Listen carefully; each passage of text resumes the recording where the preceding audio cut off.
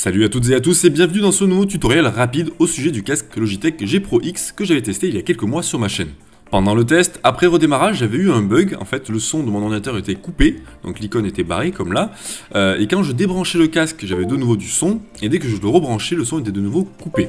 Et quand j'allais dans le logiciel Logitech G Hub, mon casque n'apparaissait pas non plus. Donc là je vais vous montrer comment j'avais fait pour régler le bug à l'époque.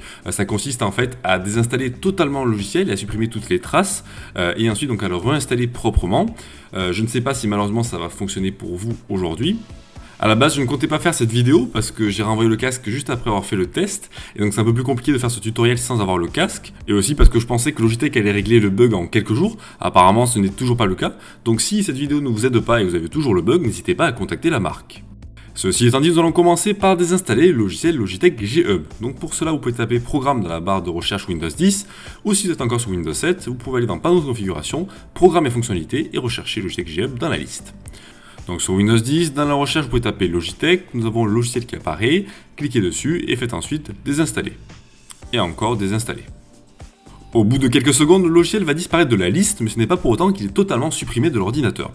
Première trace qu'il a laissée, c'est le driver. Donc pour cela, nous allons aller dans Gestionnaire de périphériques. Alors ça, vous pouvez le taper dans la recherche Windows directement, ou sinon vous pouvez faire un clic droit sur le logo, et là vous allez avoir Gestionnaire de périphériques dans la liste. Sur Windows 7, vous le trouverez dans Panneau de configuration, et vous arriverez sur la même fenêtre qu'ici. Recherchez ensuite la ligne contrôleur audio, vidéo et jeux, cliquez sur la flèche à côté pour développer cette ligne, et là normalement dans la liste vous devriez avoir le nom de votre casque qui va apparaître, donc Logitech G Pro X par exemple, ou ce sera un nom à peu près similaire à ça. Moi je ne l'ai pas évidemment dans la liste parce que j'ai un casque HyperX, mais je vais vous montrer l'exemple sur ma webcam Logitech C920, donc il vous faut cliquer droit dessus et faites désinstaller l'appareil. Ensuite il est très important de cocher la case supprimer le pilote pour ce périphérique, et faites désinstaller. Donc là, moi, je vais annuler, comme je n'ai pas le casque. Et troisième étape, on va maintenant supprimer les dernières traces qui sont présentes dans AppData.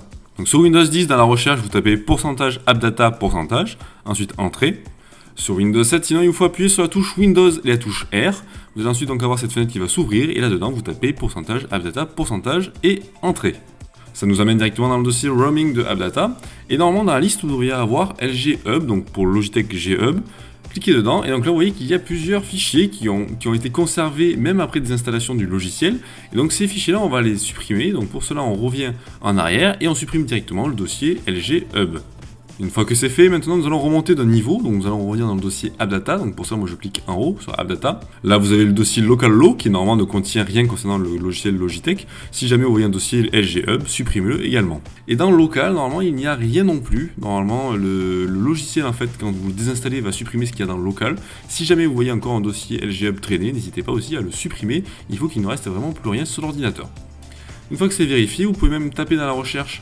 Dans AppData, vous pouvez taper LG Hub, comme ceci, et là vous allez voir s'il nous reste quelque chose. Donc là dans mon cas il restait 2 fichiers temporaires, et je vais donc les supprimer. En soi ce n'étaient pas des fichiers très importants, mais au moins on est sûr qu'il ne reste plus aucune trace.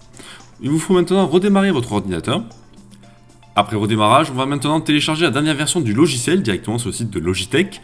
Voilà, télécharger pour Windows, et on va l'installer.